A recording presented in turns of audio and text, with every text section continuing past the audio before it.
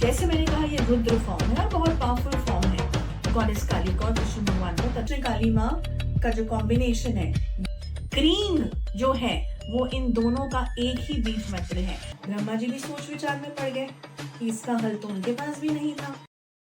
तो कितनी सिमिलैरिटी है इनमें, एक श्यामा है तो एक श्याम।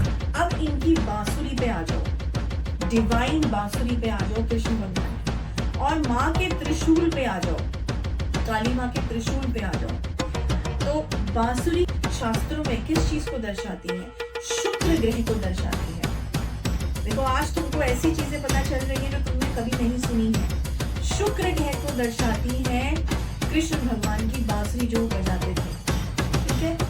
और काली माँ का जो शस्त्र है त्रिशूल, वो किस चीज को दर्शाता है? शक्ति को, पावर को। तो पावर और क्या, साथ में अट्रैक्शन।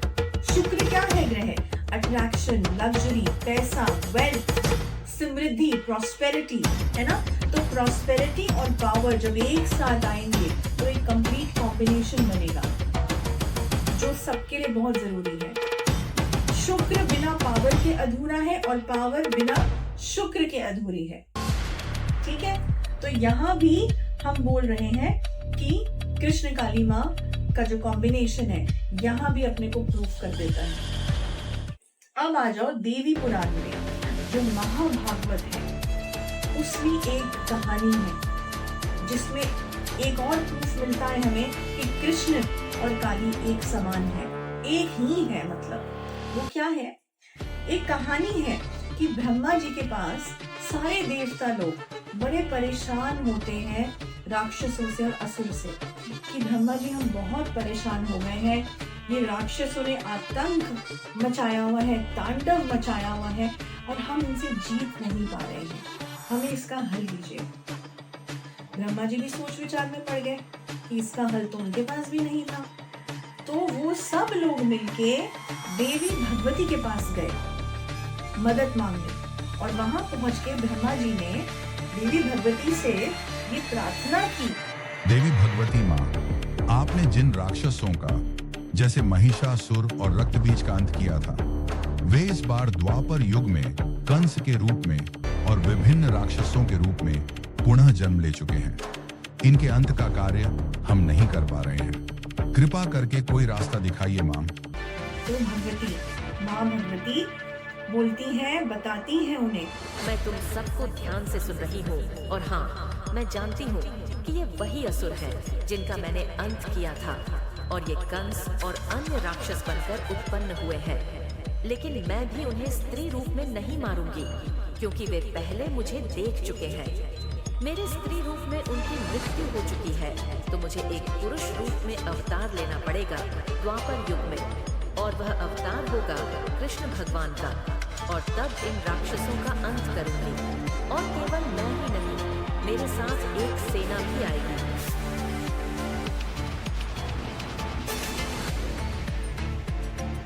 उस सेना में कौन कौन होंगे?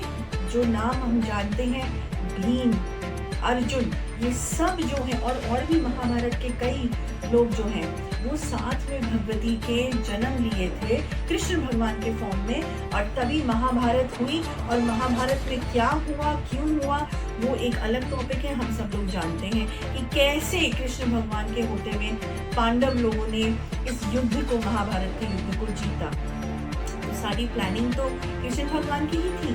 तो भगवती ने जब साक्षात बोल दिया कि मैं जन्म लूंगी, तो यहाँ भी कृष्ण और काली एक हुए, है ना। अब आ जाओ बीज मंत्र पे। क्रींग जो है वो इन दोनों का एक ही बीज मंत्र है। काली माँ का भी बीज मंत्र क्रींग है और कृष्ण भगवान का भी बीज मंत्र क्रींग है। तो ये एक हुए, कृष्ण काली एक है, ठीक है।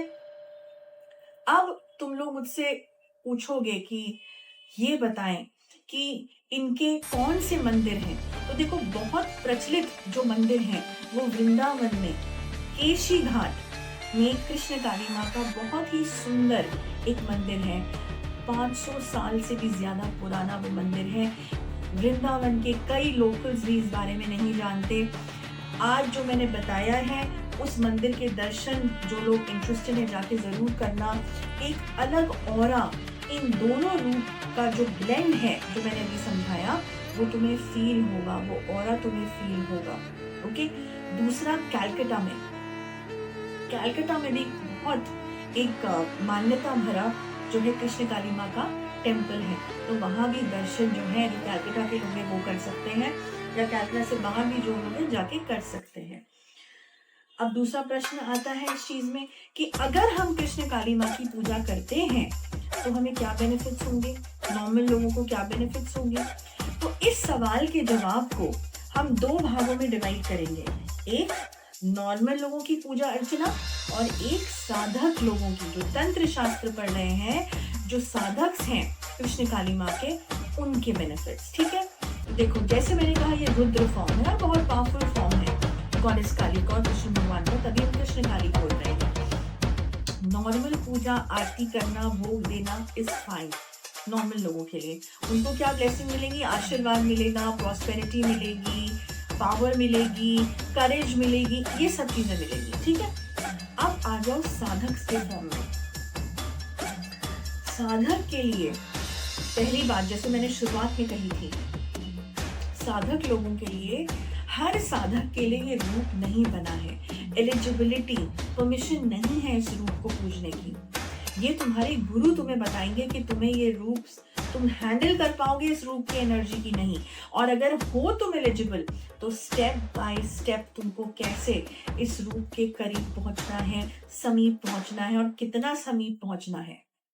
ओके, अब अगर तुम एलिजिबल हो गए तो तुम्हारे चक्रास जो हैं बॉडी के वो बैलेंस होना शुरू होंगे, और बहुत अच्छी तरीके से, वक्त लगेगा, समय लगेगा, लेकिन बैलेंसिंग बहुत अच्छी होगी, क्योंकि ये बहुत पावरफुल एनर्जी, ब्लेंड की ही एनर्जी है, पूरी ब्लेंड की एनर्जी है। ठीक है, बैलेंस की एनर्जी है, ये पूरी बैलेंस करेगा चक्रास को। फिर तुम्हारा अट्रैक्शन बढ़ेगा, तुम जो बोलोगे अपने मुख से एज अ साधक वो लोग बहुत ध्यान से सुनेंगे, तो वो सिद्धि भी आना कि तुम्हारे बोलने में, तुम्हारे वाक्य में एक अलग अट्रैक्शन होनी, ठीक है, वो तुम्हें प्रदान होगा समय के साथ। एकदम से नहीं कि यहाँ आज हम साधक बने और हो गया, नहीं, with practice.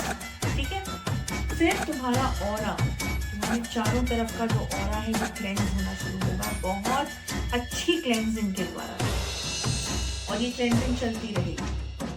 Positive thoughts, wealth. अच्छा, एक होता है हैप्पीनेस, खुशी। एक होता है ना कि साधक होते हुए तुम खुश होना शुरू होगे।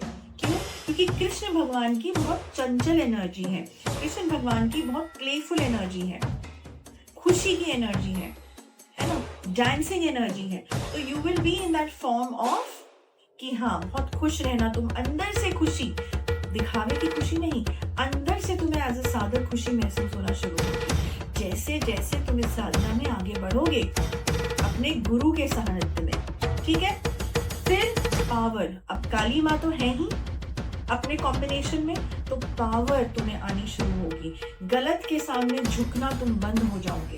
तो ये सब चीजें जो है, मैच्योरिटी तुम्हें आना शुरू होगी।